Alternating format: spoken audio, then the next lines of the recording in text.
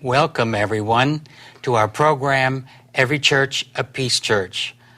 I am Rocco Errico, and I'm substituting today for Don Edwards. I am an associate minister at Hillside Chapel and Truth Center and the president and of the foundation, the Noah Foundation, here in Smyrna. And I also like to introduce today my very good friend, Dr. Frank Ostrowski. Tell us about yourself, Frank. Okay, I'm basically a peace psychologist. I'm retired now as a psychologist. Have been representing the Fellowship of Reconciliation at the United Nations, and have written a book just recently, Beyond Systems, Achieving Peace Through Our Shared Humanity. And Rocco and I have had some very interesting conversations, and so Don asked us to do this program together and let Rocco do the hosting of it, and I'm going to be the guest, as it were. Well, we're going to have a good conversation. We'll have a good conversation about how we can help bring peace in our world. Exactly, yeah. And what started me, Don gave me your book, Beyond Systems. And when I was lecturing one Sunday morning at Hillside Chapel and Truth Center, and when I read it, of course, I was thoroughly enthralled with it because it was put on paper, something we can do about bringing peace in the world today.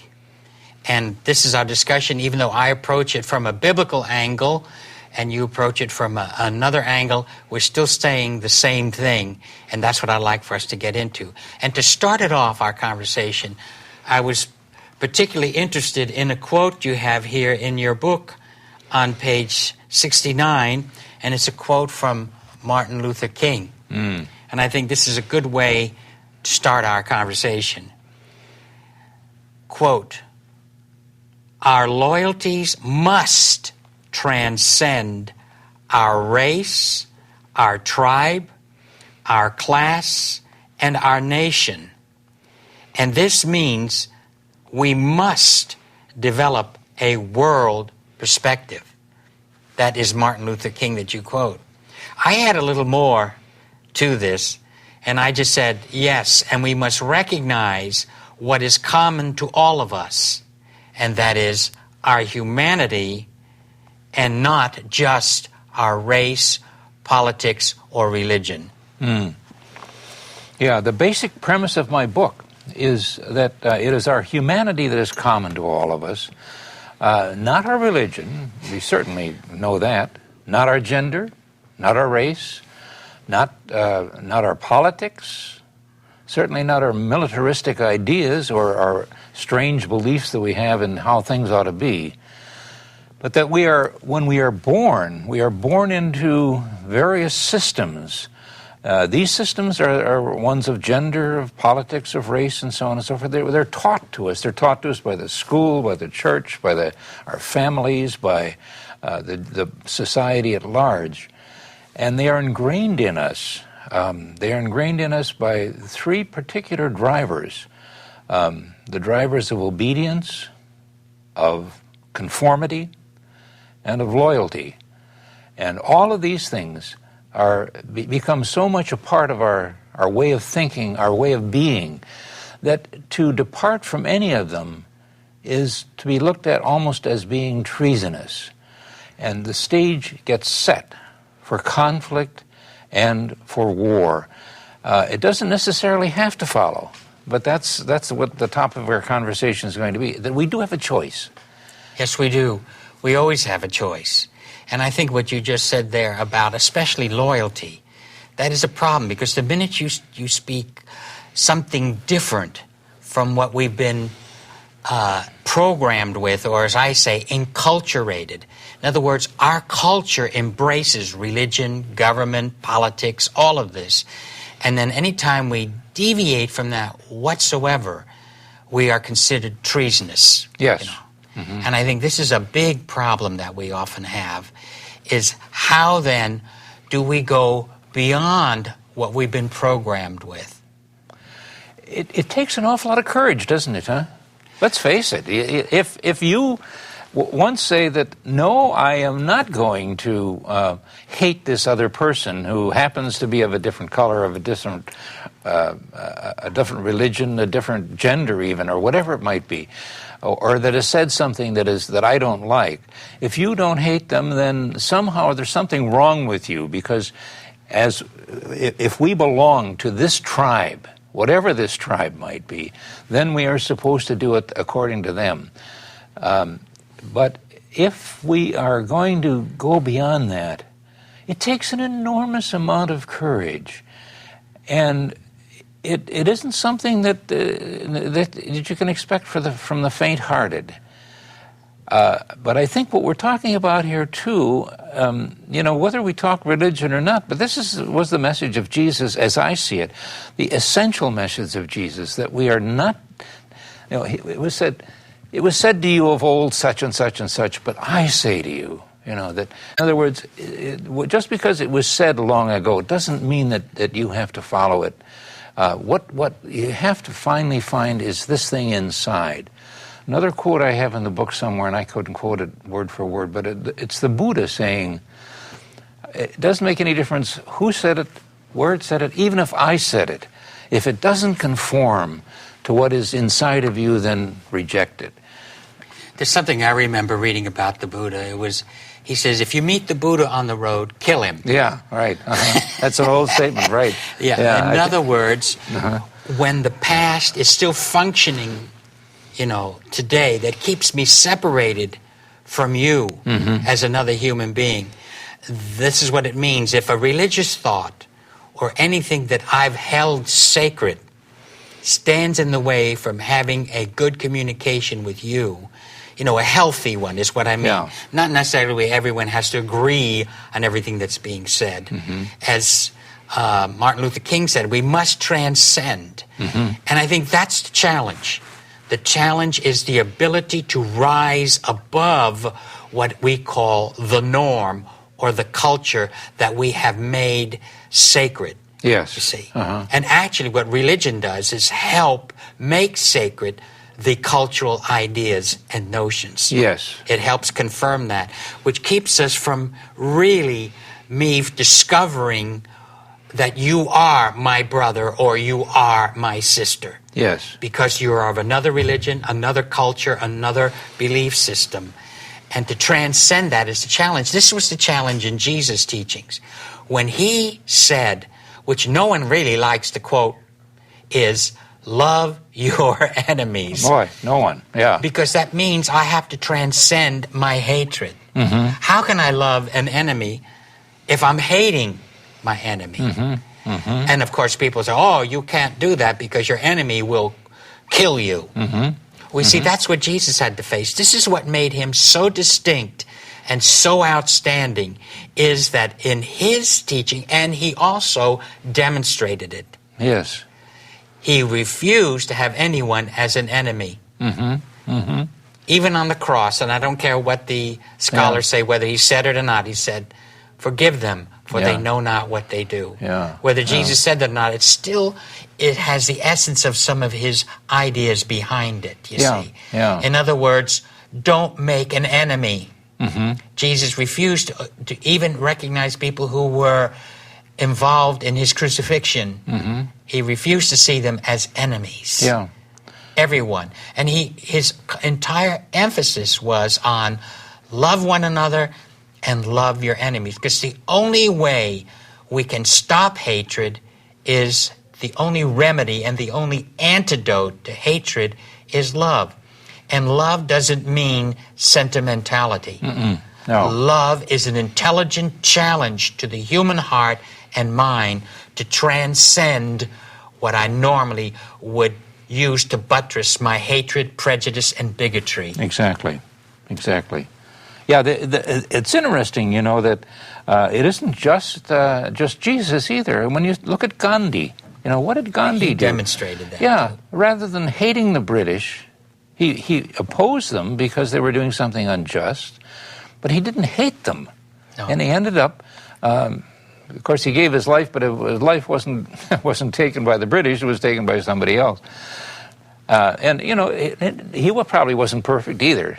No. Martin Luther King, the same thing. You know, Martin Luther King came along and said, you know, what he wants is for the children of slaveholders to sit down with the children of slaves. You know, that's what was going to be the end product of his whole civil rights movement. Not that, you know, now we will be the conquerors and we will put them down, but rather, no, in the end, we're going to love each other. Yes, in other words, those who do the conquering need to be friends with those to whom they conquered. Exactly, yeah. And they need to bring that, and, you know, this is exactly what Jesus taught. Yeah. I mean, he really emphasized it and demonstrated it, you see.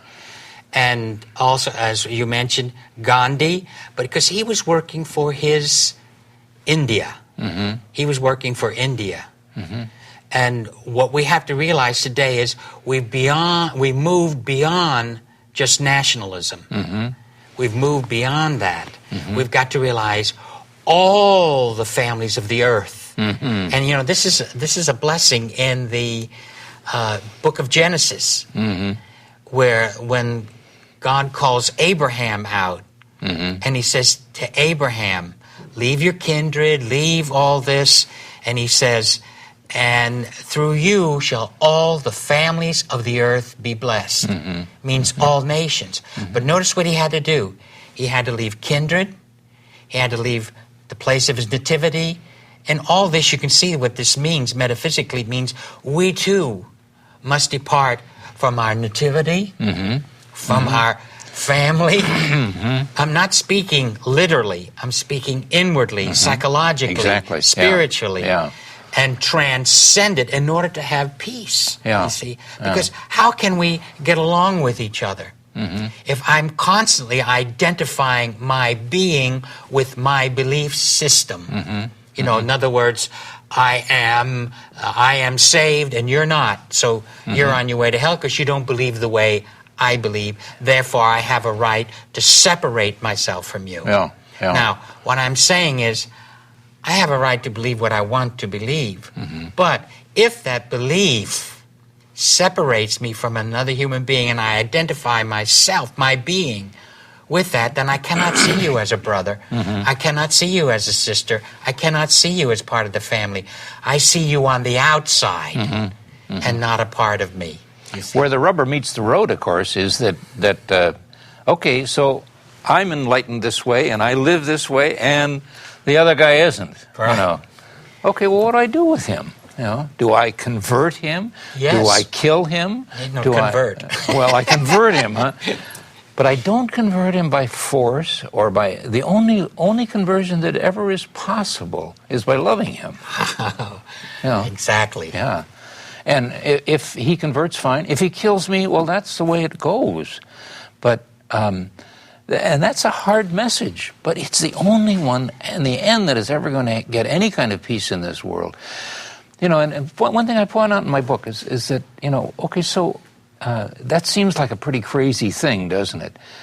And most people, you know, looking at the evolutionary pattern is the survival of the fittest and so on and so forth. And so isn't the way that humanity survives is that the one that kills off the most who aren't part of his tribe and so on, isn't that the way that if you want it, God intended it or evolution and whatever it is? And I say, is that the kind of world we want? That those who hate the most are the ones who are left?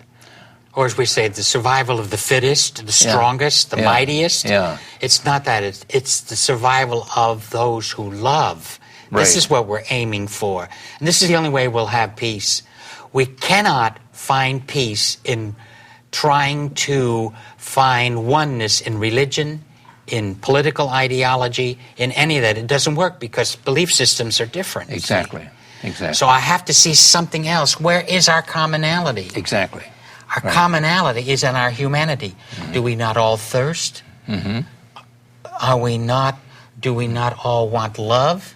Do we not all want to get along? It's like I said with my 3 children. I used to line all 3 of them up with my wife. We say, don't fight. Don't fight, yeah.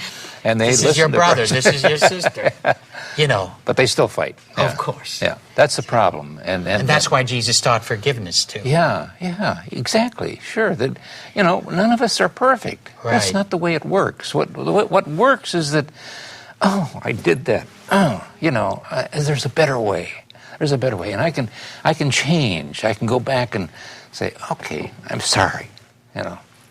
Okay. I'd like to touch on something a little more in here. As someone asked me one time when I was speaking on transcendence, and they said, well, how do you transcend? Yeah. How do you do it? You know, what is the way to transcend? Well, you know, to begin with, of course, what I think some of us have been more gifted than others, maybe at times. Sometimes not, but at times to be able to see things a little bit more.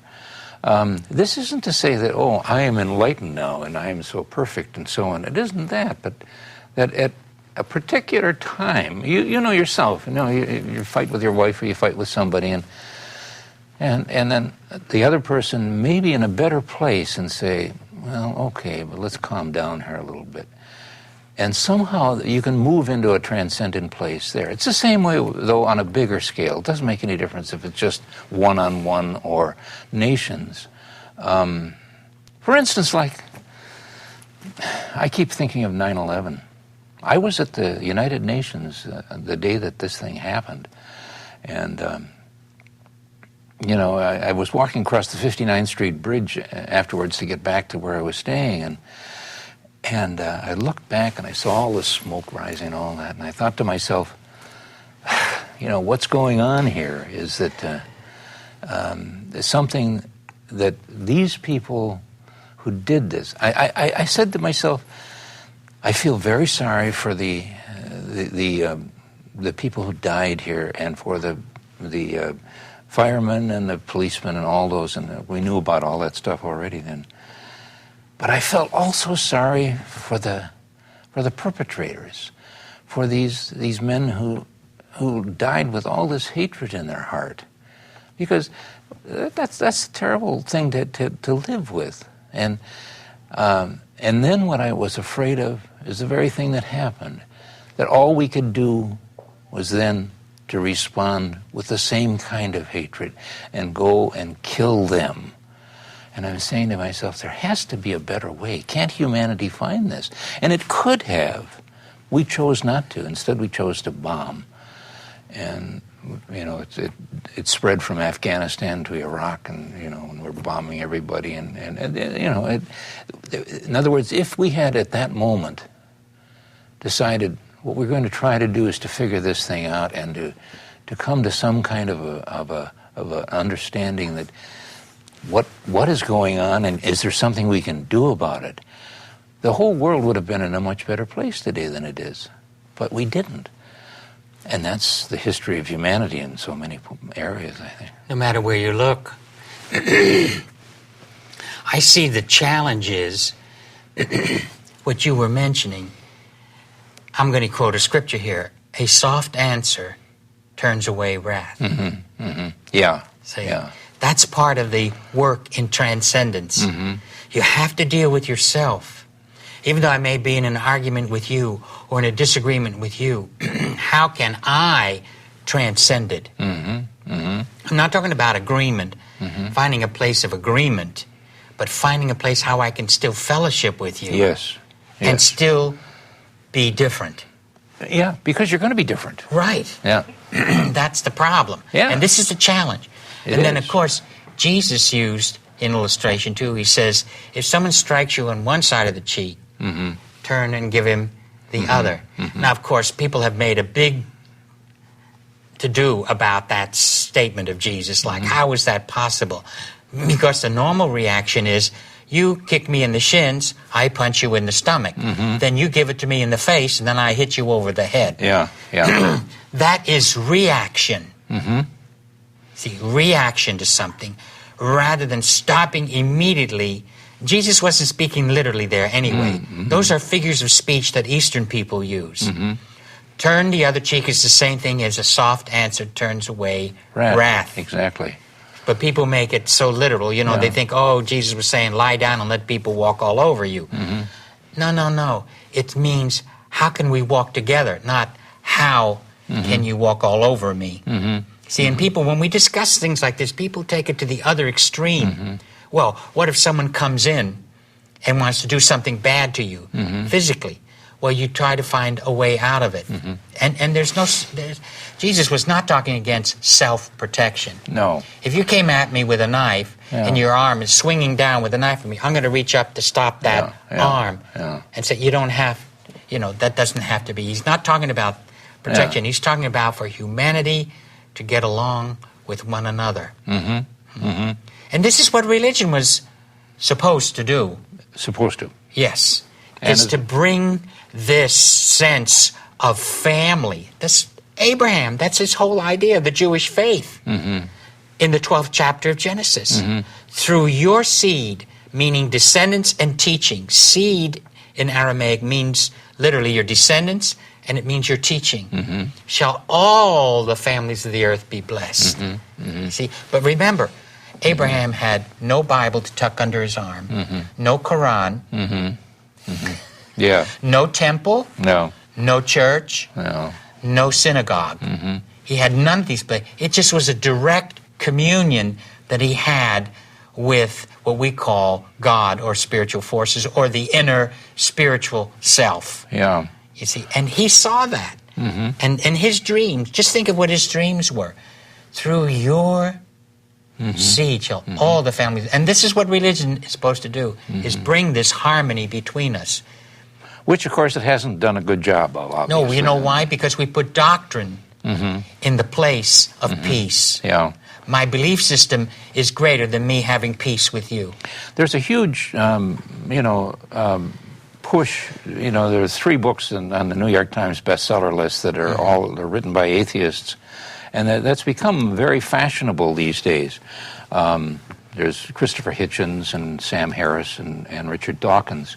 All 3 of them are basically attacking all religious beliefs. And I first of all, I admire the intelligence of these people. They're brilliant men, and they're saying some things that are very, very important and necessary to say. They're probably saying them in such a way that a lot of people can't hear them, because they're calling names and this, that, and the other thing. Okay, well that's too bad. Most people live with beliefs of some kind. I am not trying to say, well, you can't have any beliefs. I mean, that's a little crazy. But what I am saying to people is that it's important that all your beliefs be treated as opinions, because that's all they are, really. I have an opinion about this or that or the other thing, and I can say, well, but God revealed it. How do you know God revealed it? What are you talking about here? This is an opinion that I have about something, or I have an opinion that I ought to wear this color nail polish, or whatever it might be that somebody thinks they ought to have. These are all opinions, and if they separate me from somebody else, then I am going to be, I'm going to live not with my full humanity. I'm going to live with something less than that. And the world is going to be diminished because of that. So that my task always in life is to go beyond this humanity. Go beyond these beliefs, rather, and find my humanity with other people. Yes, because that's the only way we're going to have peace. I mean, we've got to face it today. We either find this way to transcend our belief system, regardless of whether atheism is a belief system. Yeah, it is. The belief system says, I don't believe in God. Yeah. And, one time when I was on my way from Chicago to San Antonio, I had just been doing 2 weeks of lecturing in Chicago, and on my way back, and I was sitting next to this, I didn't know it at the time, but he was an astrophysicist. And we were in the plane, And he saw the different books I was reading, and so he started a conversation with me. He says, I see you're interested in religion. And I says, yes. And then he said to me, he said, I don't believe in God. Uh-huh. I mean, it was very forceful. Bang. Yeah, right. just like that. I don't believe in God. And he wanted a reaction from me, you see. Sure. And I just looked at him and shrugged my shoulder, and I said, well, if it hasn't bothered God all this time, why should it bother me? He was shocked when I said that to him. Yeah. And I said, because right away we want to build this barrier. Yeah. You know, I can't talk with you anymore, or try to convince me that what you think is right. You see. Yeah. And then as a result of my laughing, and he laughing, if it hasn't bothered, because he laughed, and then he said to me, he said, hey, you're different. You see, then we got into a fellowship. Yeah. Then we got into a communion together. Yeah, why and he not? told me about himself and about the, what he did. And I asked him, I says, well, when you study all this that you do, I said, how do you feel? And he started giving me all the scientific jargon. And I said, oh, now, wait a minute. I didn't ask you what you've learned. I said, how do you feel when you study all this? He says, oh, when I see all the interconnectedness of the universe and blah, blah, blah, blah. I said, I said, now we're talking about, if you don't mind, I said, we're talking about God. Yeah. But of course, most people don't see God that way, No, I know. Yeah. We see God as something separate that only sanctions my belief system. To always back prejudice, hatred, and bigotry, I've got to find scripture for it, because you're doing something that doesn't work with what I believe. See? So we love to use a holy book, a quote, or someone to back it up. That has got to, and I've got to say this has got to stop in order to have peace. And there's only one way it's got to stop in me first. You see? And I see we're going to have to start wrapping things up, and I know we have a lot more I'd like for us to discuss about interconnectedness. That would really be good. I really feel that this is a good time together, and this is very vital and important. And so I want to thank you for being with us today. Thank you for having me here. I enjoy this. And thank you very much. And join us again in every church, a Peace Church. How long will it take till we realize we made a big mistake? If we turned our back on us. And how long will it be till the world can finally see that they turn their back on love? From one to another, it's time to uncover